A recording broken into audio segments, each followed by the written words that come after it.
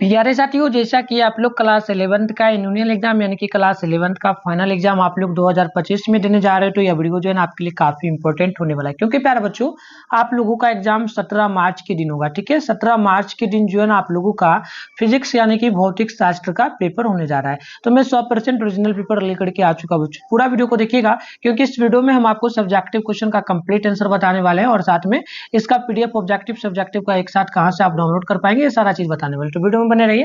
देखिए, विषय कोड आपका 170 रहेगा। चैनल पे पहली बार आए, चैनल को सब्सक्राइब करके नोटिफिकेशन कॉल पे प्रेस कर लीजिए, ताकि और भी जो सब्जेक्ट का एग्जाम होने वाला है उसका हम पेपर डालेंगे तो आपके मोबाइल में वीडियो आएगा, आप आराम से देख पाएंगे। ठीक है, चलिए स्टार्ट करते हैं। ऑब्जेक्टिव हम लोग पहले ही कंप्लीट कर चुके थे, तो सब्जेक्टिव की ओर हम लोग फटाफट से बढ़ेंगे। तो बच्चों, सब्जेक्टिव में देखेंगे सबसे पहले जो है आप लोगों को लघु उत्तरीय क्वेश्चन दिया जाएगा। ठीक है, लघु उत्तरीय में क्वेश्चन 1 से लेकर के 20 तक क्वेश्चन रहेगा। आपको 10 क्वेश्चन का जवाब देना है। एक क्वेश्चन 2 नंबर वाला है ना, तो टोटल 20 नंबर आप लोगों को यहाँ पर बच्चों मिल जाएगा। ठीक है, तो चलिए यहाँ पर सबसे पहला नंबर क्वेश्चन आप लोग देखेंगे ना, तो आपसे पूछा गया बीमा की एकरूपता का सिद्धांत क्या है। दूसरा क्वेश्चन आपसे पूछा उन दो भौतिक राशियों के नाम लिखे जिनकी बीमीय सूत्र ml पर पावर -1 t पर पावर -2 होता है। ठीक है, आइए नेक्स्ट क्वेश्चन को जब हम लोग देखेंगे तो तीसरा क्वेश्चन आप लोगों से पूछा गया औसत वेग तथा ताक्षणिक वेग को परिभाषित करें। चौथा नंबर क्वेश्चन है प्रक्षेप के क्षैतिज परास एवं महत्तम ऊंचाई के व्यंजक लिखे।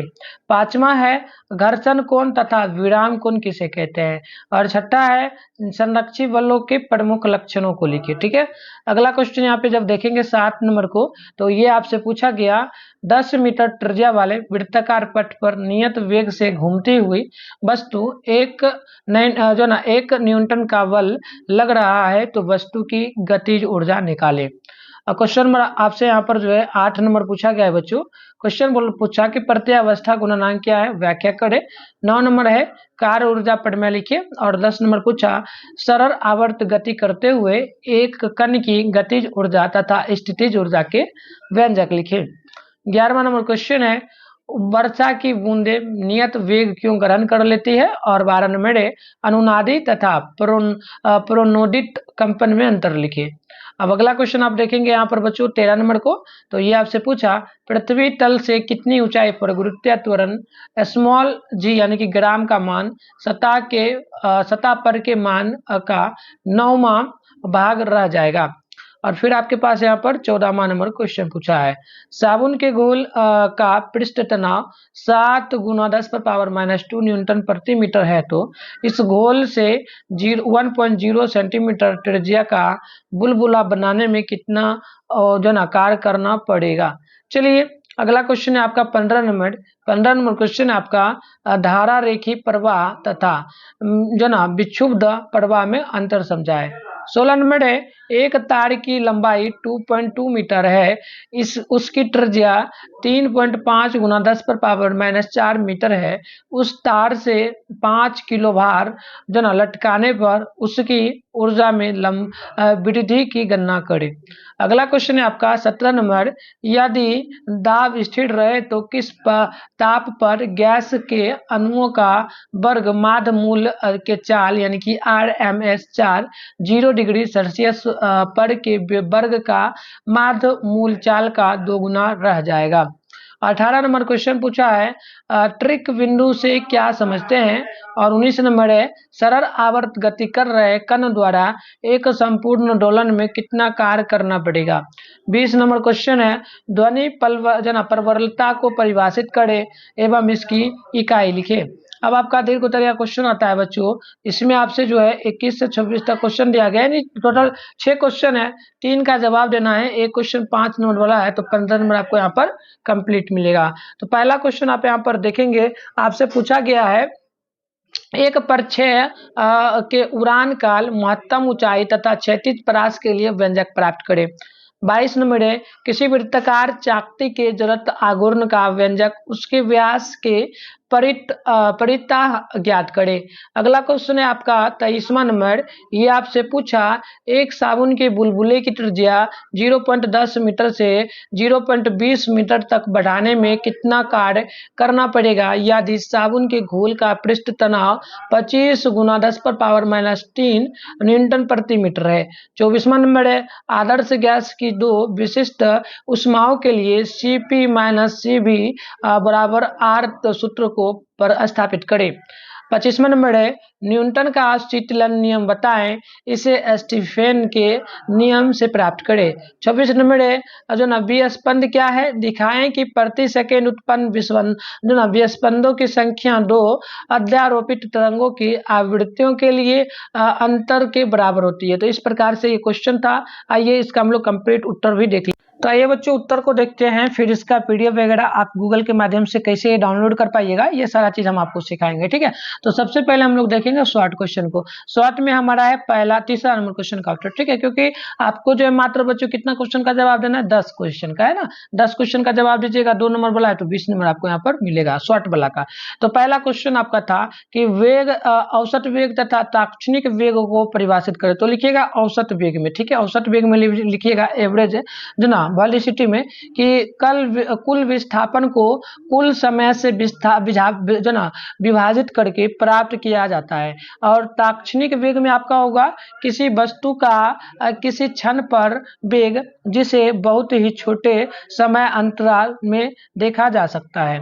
अगला क्वेश्चन आप देखेंगे बच्चों, तो यहाँ पर जो है चौथा नंबर क्वेश्चन है आपका जो ना क्षेप के क्षैतिज विस्तार एवं महत्तम ऊंचाई के सूत्र लिखे। तो आपको लिखना है पहला क्षैतिज विस्तार। ठीक है, फॉर्मूला आपका यहाँ पर इस प्रकार से हो जाएगा 2r बराबर जो ना u 2 साइन और जो ना 2 थीटा जी आर बराबर आप लिख सकते हैं फ्रेश इस प्रकार से। ठीक है, अगला लिखिएगा महत्तम ऊंचाई। आप इसमें इस तरह से फॉर्मूला पूरा का पूरा ये भर दीजिएगा। देखिए यहाँ यू जो है ये आरंभिक वेग है, थीटा जो है फेंकने का कोण है, और डबल जी एच स्मॉल जी जो है डबल ये गुरुत्व जनित जो ना तुलना है। तो इस प्रकार से चौथा नंबर का आपका यहाँ पर कंप्लीट आंसर हो जाएगा। ठीक है, तीसरा के बाद चौथा का।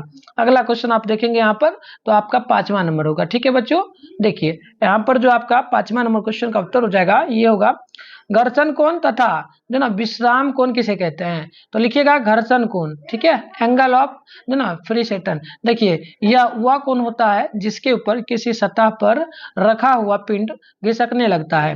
विश्राम कोण में लिखिएगा यह वह न्यूनतम कोण होता है जिस पर कोई वस्तु बिना किसी बाहरी बल के खुद नीचे की ओर फिसलने लगती है। ठीक है, तो इस प्रकार से यह 5वां का उत्तर हो जाएगा।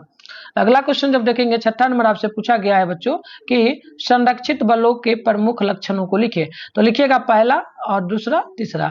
लिखिएगा संरक्षित बलों में कार्य केवल पथ पर निर्भर नहीं करता है बल्कि प्रारंभिक और अंतिम स्थिति पर निर्भर करता है। दूसरा लिखिएगा इन बलों द्वारा किया गया कार्य एक वृत्तीय पथ में शून्य होता है। तीसरा लिखिएगा गुरुत्वाकर्षण बल और प्रत्यास्था बल संरक्षित बलों के उदाहरण है। अगला क्वेश्चन आप लिखेंगे यहाँ पे 7वां नंबर को। तो ये आपका क्वेश्चन है वृत्तीय पथ पर गतिशील वस्तु की गतिज ऊर्जा निकालें। तो लिखिएगा किसी वस्तु पर जो ना 1 न्यूटन का बल कार्य कर रहा है वह 10 मीटर त्रिज्या के वृत्ताकार पथ पर गति कर रही है।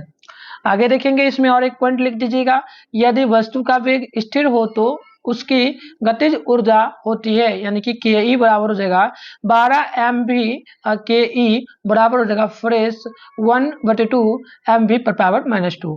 यहाँ गति में वस्तु के द्रव्यमान और वेग की आवश्यकता होगी।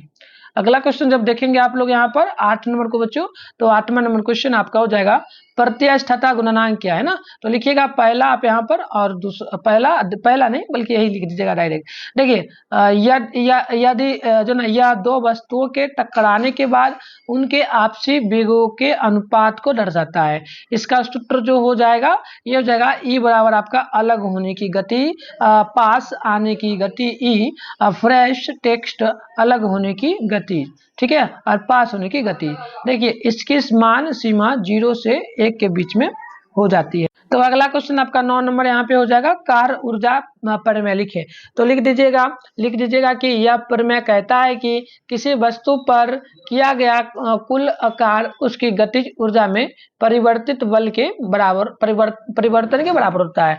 जैसे कि W बराबर आप लिख सकते हैं त्रिभुज के ई डब्ल्यू बराबर में डेल्टा के। ठीक है, अर्थात आप लिख सकते हैं W बराबर 12 mv 2 - 12 mu 2w fresh 1/2 mv पर power square minus fresh 1/2 mu पर पावर स्क्वायर। देखिए जहां स्मॉल डबल वी जो है ये अंतिम वेग होगा और स्मॉल डबल यू जो होगा प्रारंभिक वेग होगा।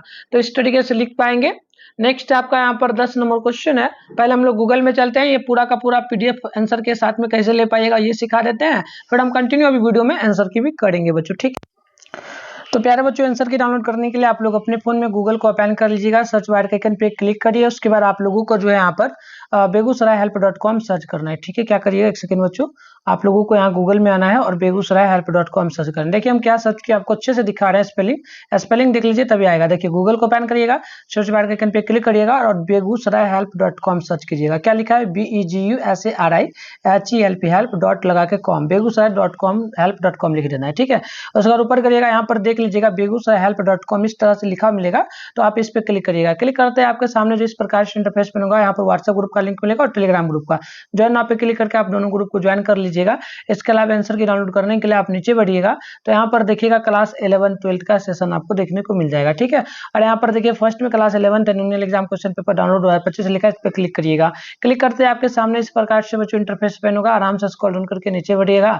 नीचे बढ़िएगा तो यहाँ पर देख लीजिएगा साइंस का ऑल सब्जेक्ट का पेपर मिल जाएगा, फिजिक्स का करना है, सामने डाउनलोड लिखा है, इस पर आप क्लिक करिएगा। तो क्लिक करते हैं आपके सामने इस प्रकार से इंटरफेस पेन होगा, आराम से स्क्रॉल डाउन करके नीचे बढ़िएगा।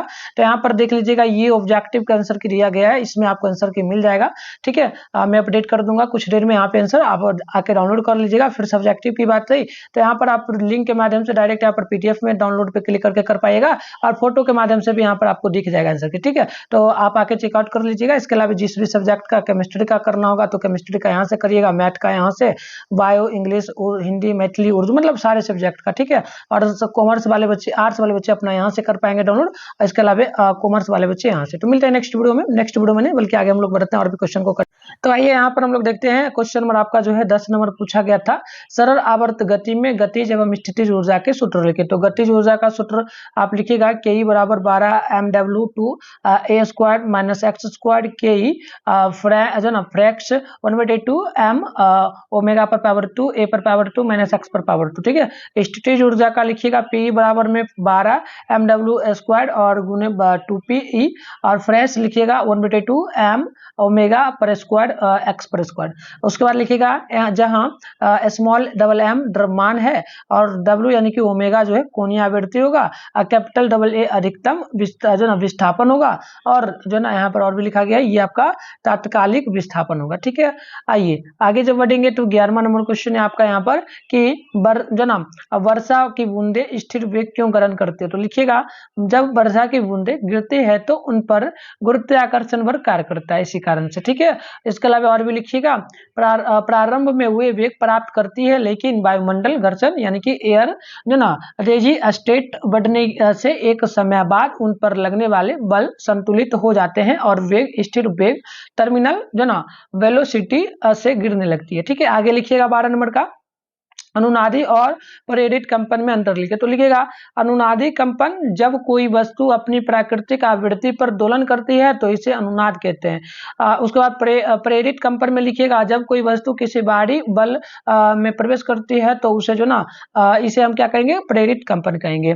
आगे जब देखिएगा तो यहाँ पर आपका लॉन्ग क्वेश्चन का उत्तर होगा। हमने शॉर्ट में जो भी था आपका टोटल 20 नंबर के लिए हमने कंप्लीट करवा दिया। अब हम लोग देखते हैं लॉन्ग में 24 का। देखिए आदर्श गैस की दो विशिष्ट उष्माएं Cp माइनस Cv बराबर R का सूत्र को स्थापित करना है। तो लिखिएगा कि किसी गैस के लिए दो प्रकार की विशिष्ट उष्माएं होती है। पहला स्थिर आयत पर विशिष्ट उष्मा Cv वह उष्मा जो गैस के ताप 1 डिग्री सेल्सियस बढ़ाने के लिए दी जाती है जबकि उसका आयतन स्थिर रहता है। दूसरा लिखिएगा स्थिर दाब पर विशिष्ट उष्मा Cp वह उष्मा जो गैस के ताप को 1 डिग्री सेल्सियस बढ़ाने के लिए दी जाती है जबकि उसका दाब स्थिर रहता है। तो इस प्रकार से आप 24 नंबर का लिख लेंगे। उसके बाद इसी में और लिखिएगा ऊर्जा समीकरण, ठीक है। WP बराबर डेल्टा V आदर्श गैस समीकरण PV NRT के अनुसार जो ना डेल्टा V और T के बीच संबंध प्राप्त किया जाता है। अब देखिए गणना करने पर निम्नलिखित सूत्र मिलता है, तो आप यहाँ पर सूत्र वगैरह भी लिख लीजिएगा। अब चलिए 25वां नंबर क्वेश्चन का उत्तर देखिएगा। न्यूटन के शीतलन नियम बताएं और इसे स्टीफन के नियम से प्राप्त कीजिए।